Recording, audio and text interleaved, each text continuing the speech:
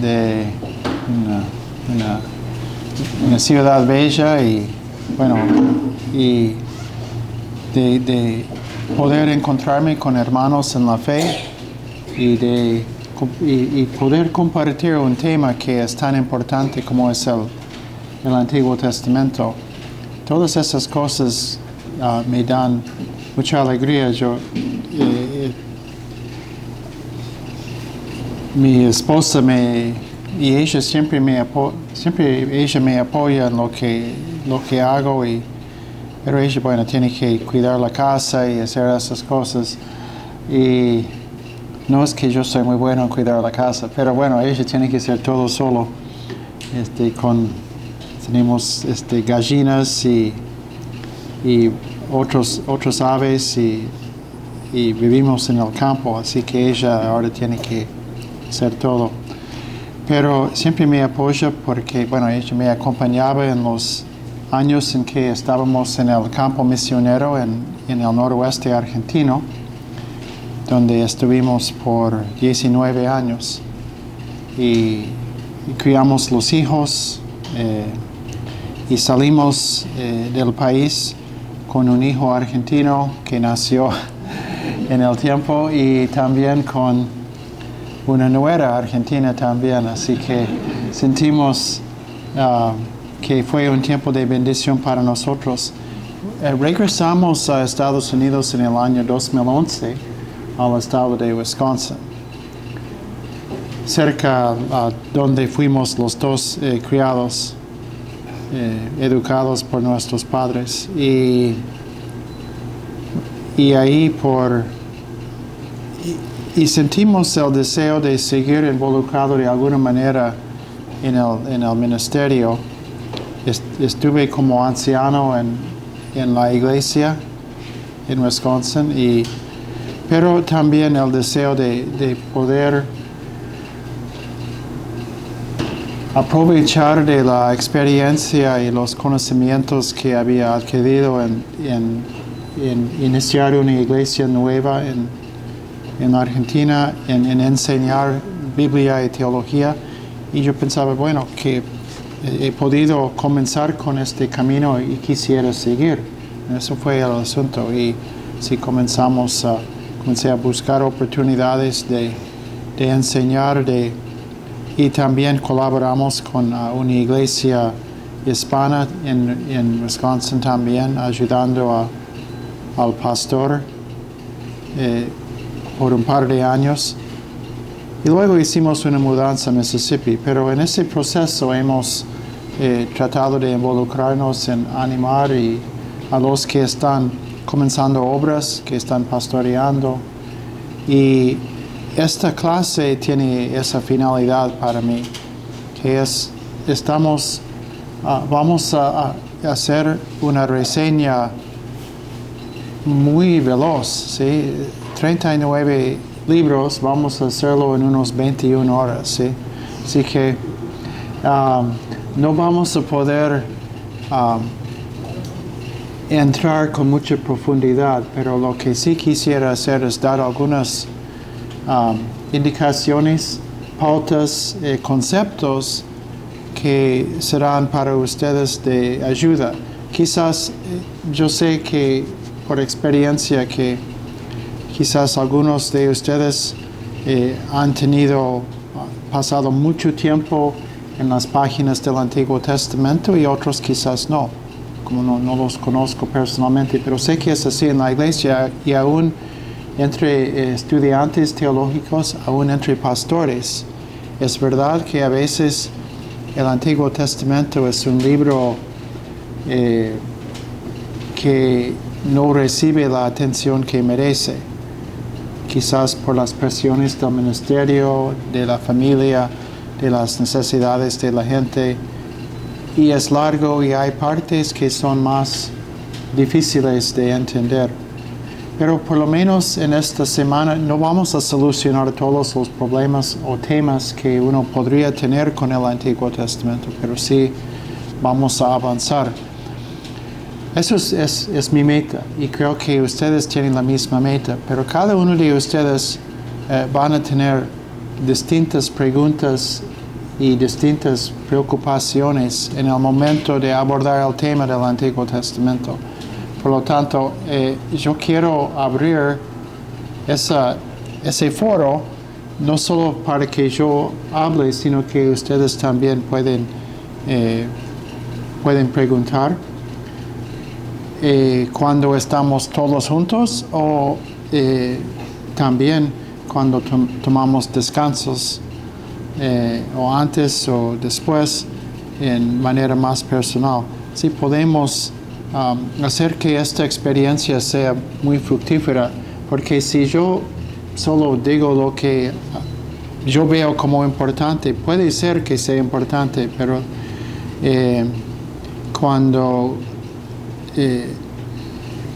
ustedes como estudiantes, si hay algo que está como una pregunta que está que tiene por adelante, a veces es difícil poder avanzar y escuchar también otros aspectos. Así que quisiera decirles que cuando ustedes preguntan, no muerdo, y quisiera animar que esto sea una serie de encuentros bien abiertos. No sé si ustedes tienen una costumbre o algún ritmo. Generalmente donde he enseñado, normalmente me sugieren, y bueno, si ustedes están de acuerdo, de estar unos 50 minutos, tomar un descanso, seguir otros 50. O sea, así hacemos las 3 horas, pero los hacemos con oportunidades de refrescarse un poco. No, especialmente a la noche, luego de trabajar todo el día, si uno está sentado mucho tiempo, sabemos el resultado. Bueno, una vez más, muchos de ustedes me han dicho sus nombres, pero simplemente me va a ayudar simplemente a escribir los nombres. ¿Sí? Entonces, comenzando, es Alex. ¿Y usted? Laura. Bien. No es que tal vez no voy a ubicar bien el nombre junto con la cara, pero voy a intentar. Y es otro Alex, ¿no? Y todos se llaman Alex aquí, ¿no? Sí, ¿y usted? Martín, muy bien, Martín. La Laila. Ah, la Laila. Ajá, bien. Lucía. Bien. Y Susi. Y Dennis. ¿Y usted? Juan. Así, nos conocimos. ¿Y usted? Salvador. ¿Y usted? Héctor. Bien. ¿Y usted? Nazario. Nazario. Bien. Y Miguel, sí. Tocayo. Y Esaú. No. Está tomándome el pelo. Muy bien. También en esta clase es permitida la risa, así que se puede. Muy bien. Entonces comenzamos vamos a comenzar con oración y luego, o sea, nosotros vamos a hablar a Dios, pero luego vamos a hablar de cómo Él nos habla a nosotros. Así que, pero con una oración. Padre nuestro, somos por la gracia, somos por la sangre de Cristo, somos hijos adoptados. Somos los recipientes de una gracia inmerecida. También, Señor, tenemos y te alabamos que tenemos la Biblia, tu palabra que nos enseña, que nos guía, que nos corrige. Tenemos tu Espíritu Santo. Tenemos promesas, tenemos cosas que son de valor infinito y Señor, tenemos otro tesoro aquí que tú nos has dado, que son los hermanos y hermanas reunidos aquí. Qué tesoro grande, cada persona preciosa, cada persona redimida por la sangre de Jesús. Así que, Señor, ayúdanos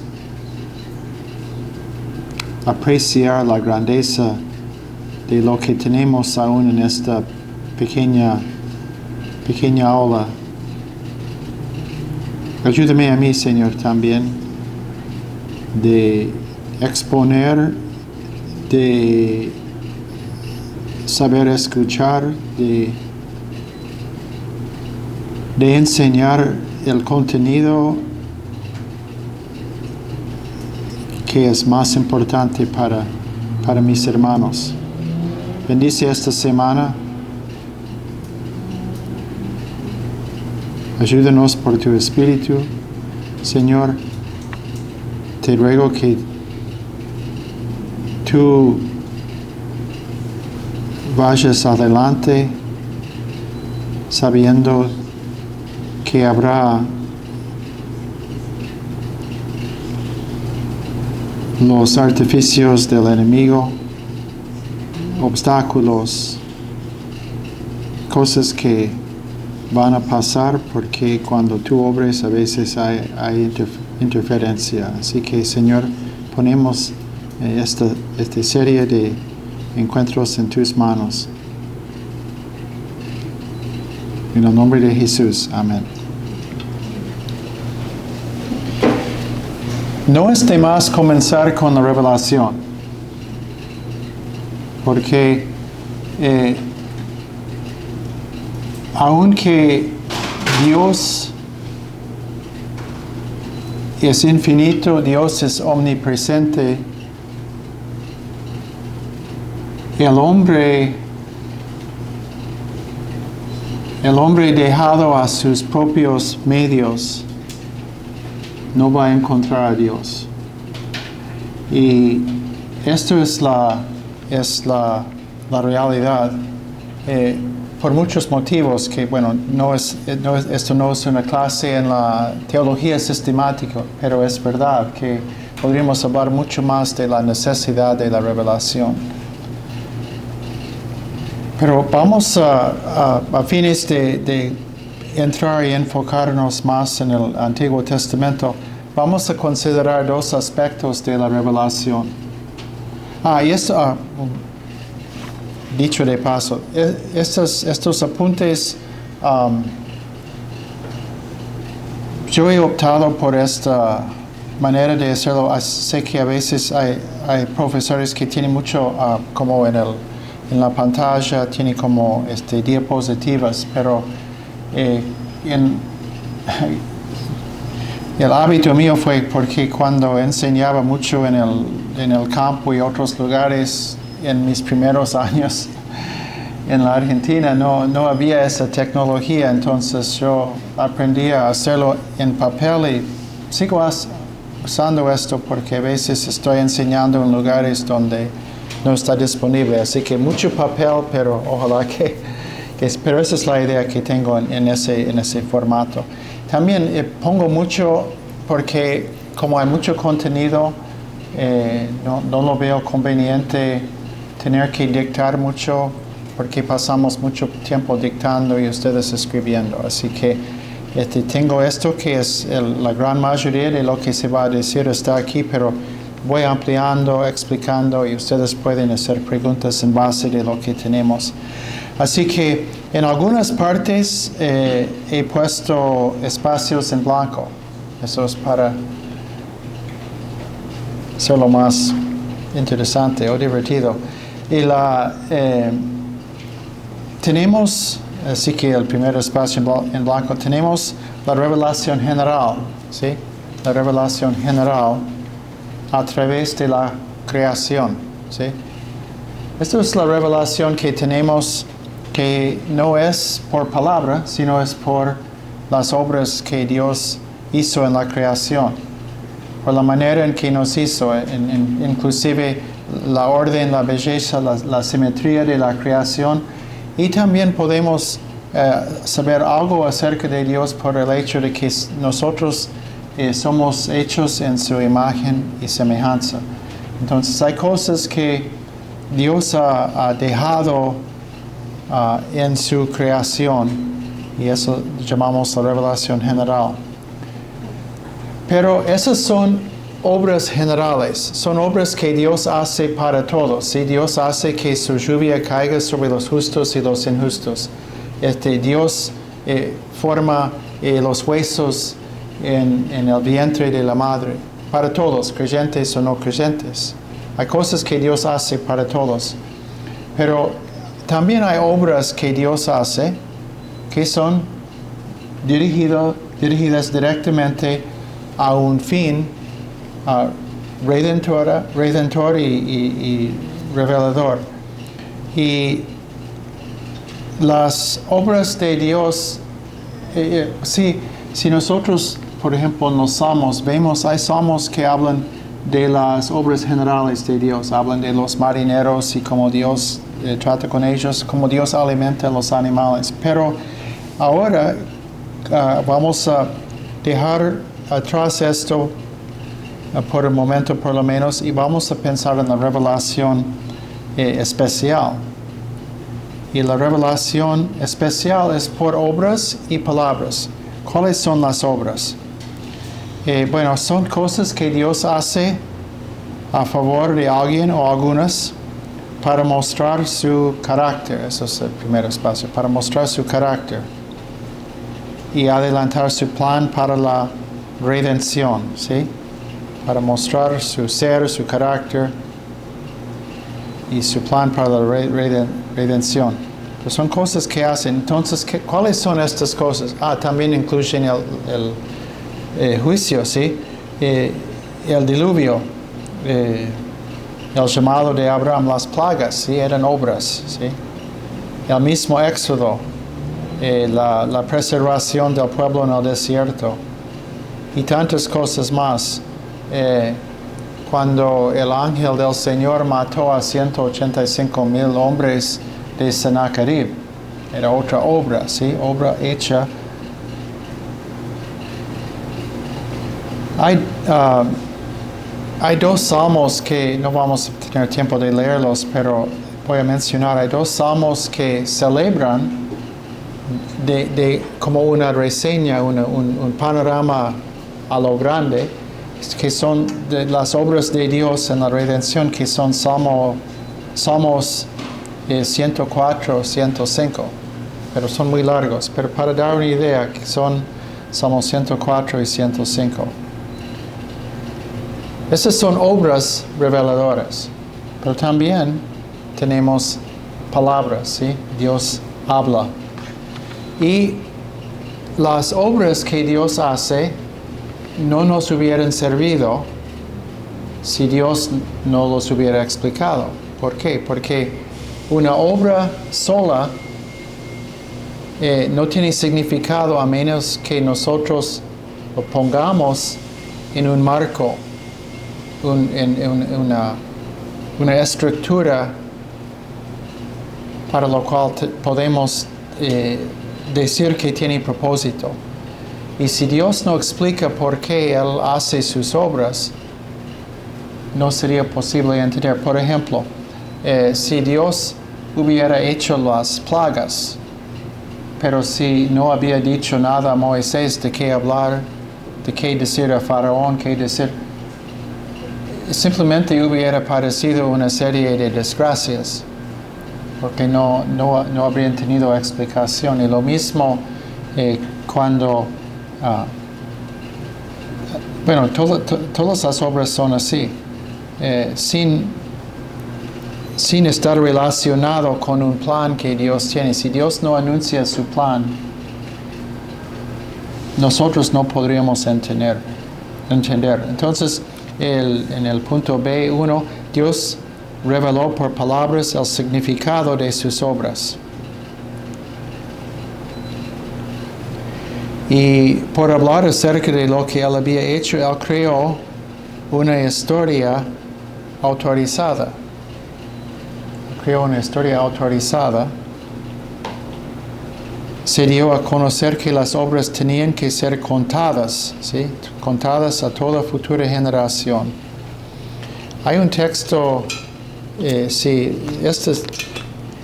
yo voy a decir muchos textos que por el poco tiempo no vamos a poder leerlos, pero vamos a leer esto, que Deuteronomio 6 y 7. 6 y 7. Y estas palabras que yo te mando hoy estarán sobre tu corazón, y las repetirás a tus hijos, y hablarás de ellas estando en tu casa, y andando por el camino, y al acostarte, y cuando te levantes. Después tenemos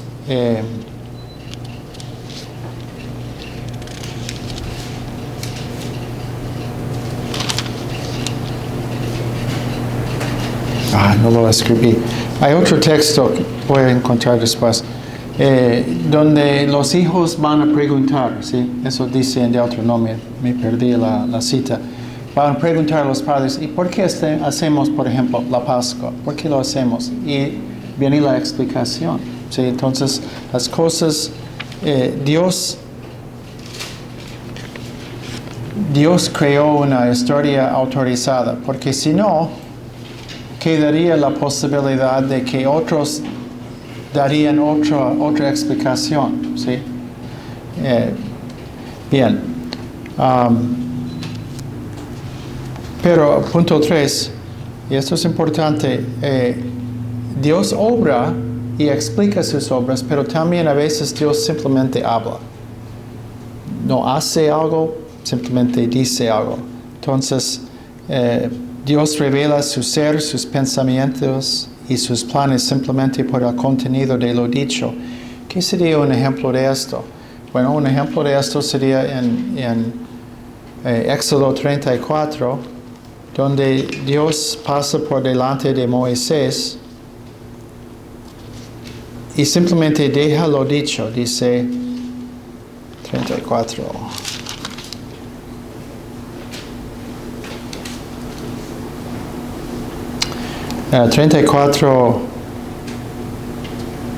6. Y pasando Jehová por delante de él, proclamó: Jehová, fuerte, misericordioso y piadoso, tardo para la ira y grande en misericordia y verdad.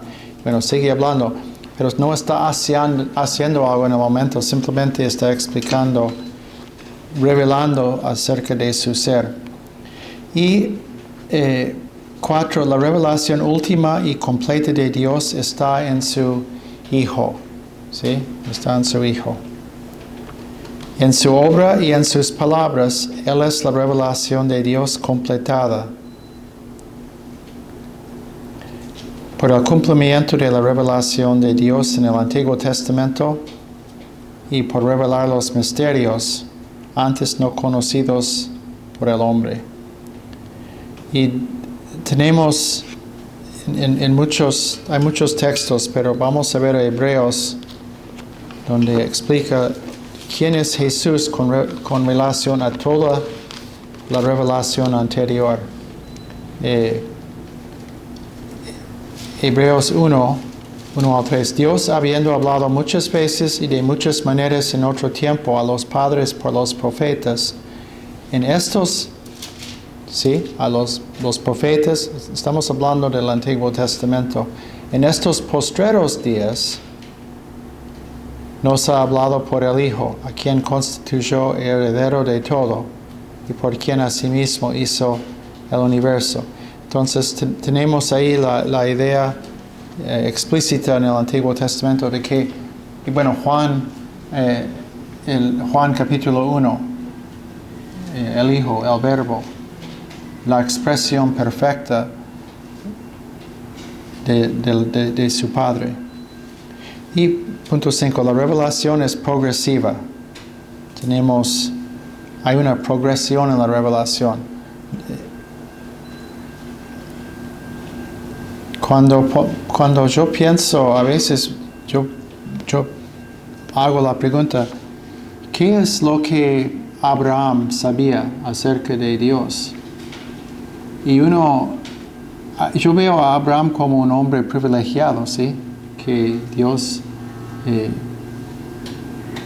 lo eligió, se reveló a Abraham, pero Abraham sabía mucho menos que Moisés. Y pienso en David. Dios reveló muchas cosas a David, más bien en forma poética, ¿sí? Pero también Dios reveló a David el plan del templo. Pero David sabía mucho menos que cualquiera de los apóstoles de Jesús. Y el santo en el Nuevo Testamento, en la iglesia primitiva, seguramente no había nadie en la primera generación, ningún creyente, que tuvo la bendición de ver todos los libros del Nuevo Testamento, porque todavía estaban siendo coleccionados. Y nosotros tenemos una riqueza de revelación muchísimo más grande que lo que tuvo Abraham, que tuvo Moisés, aún Moisés, David, y aún el creyente común y corriente en el primer siglo que no gozaba de tener todos los 66 libros. Entonces es progresiva y vemos que Dios sigue no solo con nueva información, sino Él va no solo nueva, sino que toma los conceptos antiguos y los amplía, ¿sí? Eso es lo que hace Dios en su revelación. Entonces, en el Antiguo Testamento no debemos de quejarnos que el Antiguo no es tan claro como el Nuevo. Bueno, no era otra forma. O sea, cuando uno comienza a enseñar a un niño, uno tiene que comenzar con las capacidades que tiene el niño. Y la humanidad en nuestro conocimiento de Dios iba revelando paulatinamente lo que tenía que revelarse. Y el Antiguo Testamento es el registro desde el principio de cómo Dios iba preparando para que la palabra última, completa, perfecta, como dice en Gálatas, para que esa palabra, ese verbo, pudo venir en el cumplimiento de los tiempos, la plenitud de los tiempos. Entonces, ¿cuál era la plenitud? Bueno, sabemos que Dios tuvo un plan y que el Antiguo Testamento era revelada completamente al ritmo, en el contenido, en el estilo y todo que Dios quiso para cumplir sus propósitos. Eso es una gran consolación, un gran fundamento para el creyente. Bueno, ya hemos pasado la primera hora. Bueno, comenzamos un poquito tarde y yo me presenté un poco, así que estamos un poquito atrasados, pero ya ha pasado, estamos a las 7:10, así que Vamos a tomar unos 10 minutos y volver a seguir con la inspiración, la autoridad y el canon.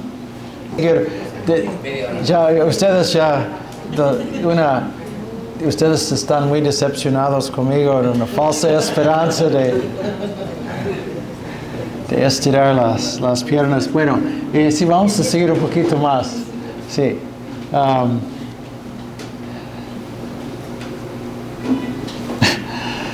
Bueno, eso es, no sé, sí tiene que ver.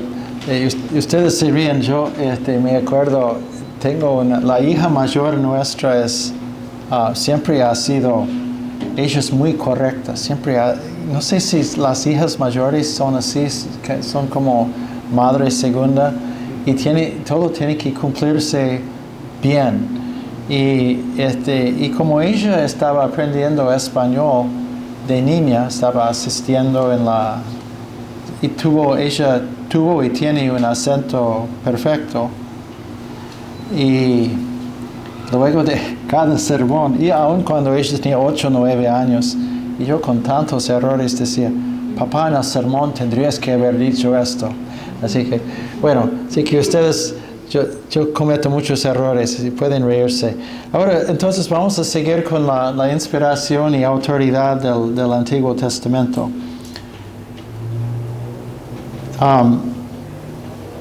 Esto va a estar muy relacionado con el tema del canon, pero y hay tanto aquí que no vamos a poder, puse muchos puntos y vamos a tener que ir volando, pero cuando no vamos a buscar las citas que puse ahí en el punto A, pero que son citas tomadas de Juan y de Hechos y otros libros. Cuando Pablo o el mismo Señor dice, en las Escrituras dice cuáles son. Claro, son el Antiguo Testamento. Y esta era como cuando alguien decía Escritura, porque Escritura podría ser cualquier cosa por escrito, ¿sí? O sea, yo puedo hacer una escritura, yo puedo escribir una página, pero tenía un sentido especial, ¿sí?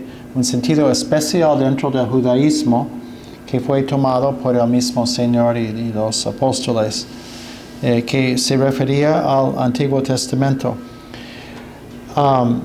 La inspiración es una palabra en griego que, o sea, inspiración es una palabra que recibimos del latín, ¿sí?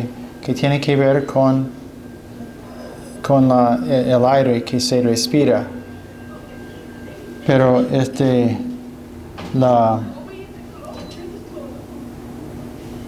esta es en griego es una sola palabra que dice respirado o exhalado por Dios mismo, que tiene las raíces theo y la raíz para espíritu o viento, theopneusto, pneusto, donde derivamos nuestra palabra neumático. ¿Sí? Así, exhalada por Dios. Y la idea es que las mismas palabras son exactamente las palabras que quiso decir Dios. Eso es importante para nuestra doctrina de la inspiración, que nosotros, cuando Jesús cita la Escritura, Él no está pensando, bueno, estoy sacando una idea general, o estoy espiritualizando el texto. No, Él está diciendo, las palabras como las que recibimos son exactamente las palabras que quiso preservar Dios. Y por eso aún la gramática, aún si la palabra habla en singular o plural, las formas, todas estas cosas son importantes. Y es la base parte de la base de la doctrina de la inerrancia o la infalibilidad de la Biblia, porque si simplemente fuera la idea de que Dios, que lo que fue escrito en la Biblia simplemente fue una reacción piadosa, expresada en palabras propias, que podría tener una idea más o menos exacta o por ahí un poco incorrecto. No, eso no. La idea es que la inspiración se extiende hasta la misma elección de las palabras. Sí. Bueno, sin embargo, estoy ahora sobre la parte superior de la página 3. Esto no anula, ¿sí? No anula la personalidad, formación o estilo del autor. Es interesante ver que Dios en su soberanía,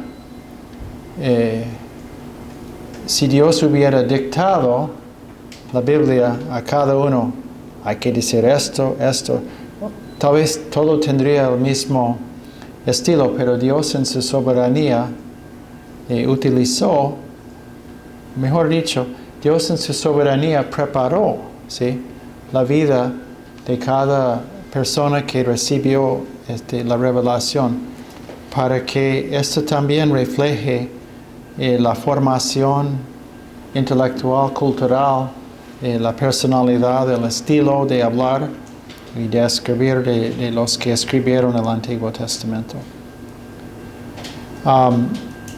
Punto C. Jesús mismo apela al Antiguo Testamento para fundamentar y comprobar sus enseñanzas. Esas son cosas que creo que ustedes saben, así que no, pero siempre trato de poner por lo menos algunas citas. Hay más citas, pero esos son para demostrar. Bueno, punto D. Uno de sus grandes conflictos, especialmente en el Evangelio de Juan, pero también en los otros evangelios, fue grandes conflictos con los judíos, fue no simplemente que ellos estaban equivocados, sino que ellos mismos tergiversaron el significado o sea, el hecho de que ellos se equivocaron no era el problema tanto. El problema era que ellos a propósito oscurecieron el significado. Jesús los juzga por el hecho de que eso fue a propósito, no fue un accidente, no fue una mera equivocación. Entonces, eso una raíz del conflicto. El punto E es importantísimo, la actitud de Jesús en el Antiguo Testamento, y esto es algo que les molestó tanto a su pueblo, que él decía que él era el cumplimiento, ¿sí? Y tenemos, por ejemplo, él como el victorioso Hijo del Hombre, cuando él cita la profecía de Daniel y lo testifica delante del sumo sacerdote, el siervo sufriente, él se identifica como el cumplimiento de Isaías 53. Y hay tres en la teología, hay tres como grandes categorías en que nosotros resumimos el ministerio de Jesús, la identidad de Jesús, profeta, sacerdote y rey, ¿sí? Y algunos, fue el gran profeta, aún mayor que Moisés. Él era el sacerdote que reemplaza el templo y el sistema levítico. El rey de Israel, descendiente de David. Bueno, después puse el ejemplo de Pablo, que él también tiene una doctrina muy explícita sobre el propósito, sobre la veracidad del Antiguo Testamento. como lo vemos en 2 Timoteo 3:16.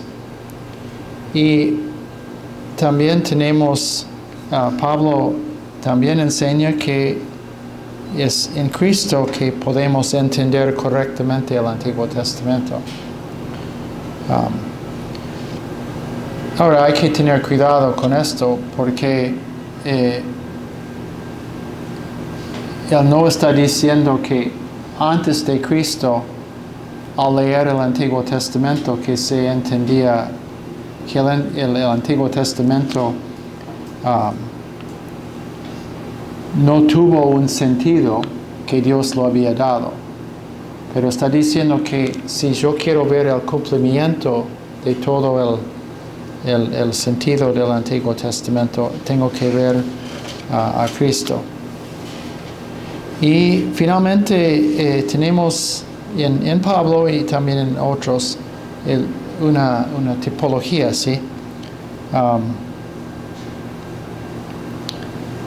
Y la tipología, también enseño una clase en la hermenéutica y doy todo generalmente por lo menos una hora o un poco más sobre la tipología cuando enseño la hermenéutica, pero así que no vamos a ir tan lejos, pero básicamente la tipología consiste en una persona, una institución, un evento, un objeto en el Antiguo Testamento que prefigura o la persona y obra de Cristo, la experiencia del cristiano, o otro aspecto de la redención revelada en el Nuevo Testamento. Entonces tenemos el tipo y antitipo. Y Pablo tenía en sus epístolas tenemos varios tipos para ilustrar un par de tipos en el Antiguo. Uno es, David es el tipo pero los tipos tiene una correspondencia que muestra que Dios obra de la misma manera en el Antiguo y en el Nuevo, y no solo que obra de la misma manera, sino que su obra en el Nuevo completa, cumple el propósito de lo que hizo en el Antiguo. Entonces, ejemplo de esto sería David. Entonces, David, el rey, ¿sí? Y Cristo, entonces tipo de Cristo, el rey. Pero eso no quiere decir que David es tipo de Cristo en todos los aspectos de su persona, sino haríamos de Jesús un pecador, ¿sí? Por las cosas que David hizo. También Jesús, no hablo de Pablo, sino Jesús mismo toma a Jonás como un tipo, ¿sí? Pero ¿en cuál sentido? Tocante a un solo aspecto, que es el hecho de que Jonás, como él estuvo adentro del vientre del pez por 3 días, entonces también el Hijo del Hombre. Pero eso no quiere decir que Jonás es tipo de Cristo en otros sentidos. Entonces tenemos en la tipología, tenemos que hacer el trabajo de decir cuál es el punto de correspondencia y no tratar de equivocarnos, cometer el error de pensar que el tipo, que hay una correspondencia exacta en cada punto entre el Nuevo y el Antiguo. No, los puntos generalmente son limitados, la correspondencia. Así que esto, tocante un tema, otra vez siento que estoy, en vez de nadar en el lago, estamos pisando con pasos muy livianos en el charco. Pero bueno, hay que hacerlo porque tenemos que seguir con el Antiguo Testamento. Bueno, ahora sí, ya vamos a descansar un poco.